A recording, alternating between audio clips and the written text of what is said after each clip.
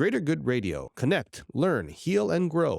So there is an interesting story. One of the songs I wrote. So I was recording my fourth record, I'd be third or fourth. I've done 8 records. On my third or fourth record, I was in the recording studio. I was in Connecticut, and we needed one more song. And like, wait, we got to have at least 10 songs. We can't have 9. What are we going to do? And at that record, I was writing the songs, co-writing a lot of them. But there was one song that I kind of have a little bit of an idea. And I started playing on the piano, and the producer said, "Oh, this is great." And I was humming to it. And I said, okay, let me play with it a little bit. So I put myself on the side. I was away from my family. I'm on the East Coast. I'm by myself. I'm in the studio. And it was a perfect moment for me to just let all out. And all the words came out. But the interesting part to this song is it's a song that everybody knows. So the melody, I don't have a piano in front of me, but the melody goes, da da da da da da da da da da. It's a Lion King song, right? It's called Listen to Your Heart. And so I recorded the song, and the lyrics are different. There are those who chase their dreams when others walk away. There are those who live their lives for each moment, for each day. So that was the first, but of course we know what the real lyrics are in terms of the song that ended up coming out. After the song was recorded, I got a call from my manager. This is like a couple years later. Did you see that new movie coming out? Your song's on it. I said, no, there's no way my song's on it. And so we looked into the situation, heard the song. I said, oh my gosh, that sounds really like a song. So they got in 2 separate musicologists to do a study of it. Both of them said 99% that it was copied somehow. So unfortunately, what happened after that was, my attorney said, hey, Glenn, you got to go in. This song was taken from you.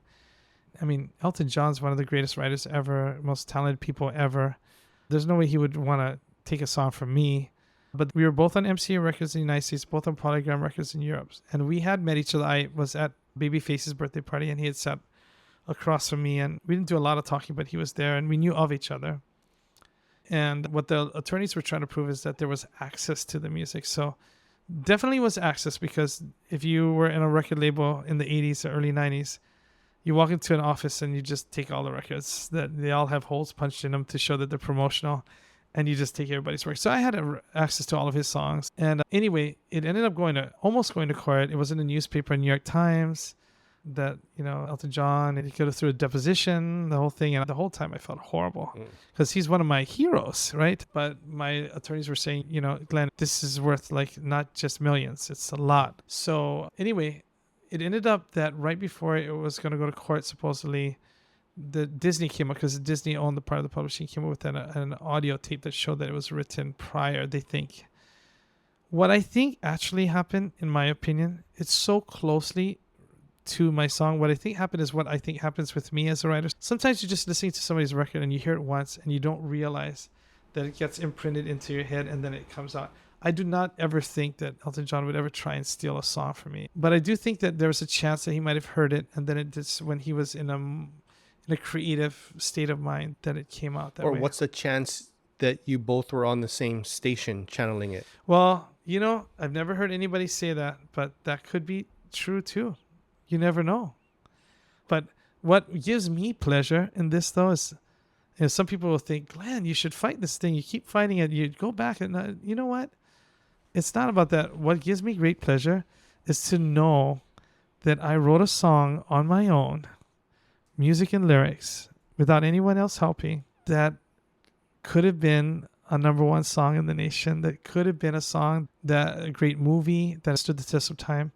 That alone, that Elton John would even write something similar to what I wrote, is all I need. Like, I am very happy with just knowing that. Or what would be interesting is if you were tapping into the same intelligence that he's tapping into. Yeah. And knowing that you have access. Until you said that, I never thought of that my entire life. And, that could be a possibility. I think anything is possible.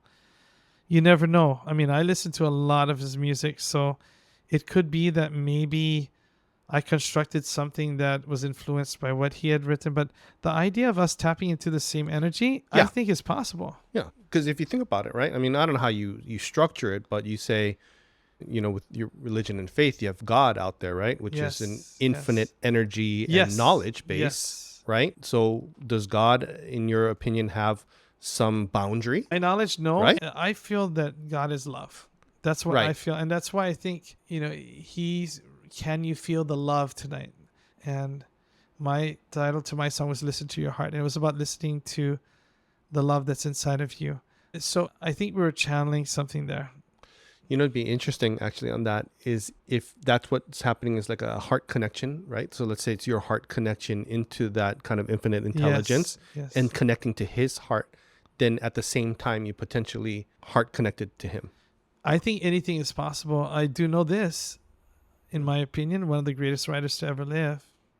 And if that did happen, my gosh, that's wonderful. I mean, I never saw him after all of this happened. So I don't know, I'm sure that he's dealing with lawsuits all of the time with all of his songs. And I'm not a person, if anybody who knows me knows that I do not try to get involved in anything like that. I'm not the kind of person that would do that.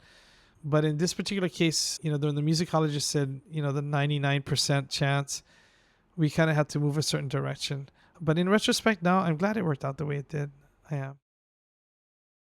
If you resonate with Greater Good Radio, please join our community at www.greatergoodradio.com, where you can get access to exclusive content and offerings. Hope to see you soon.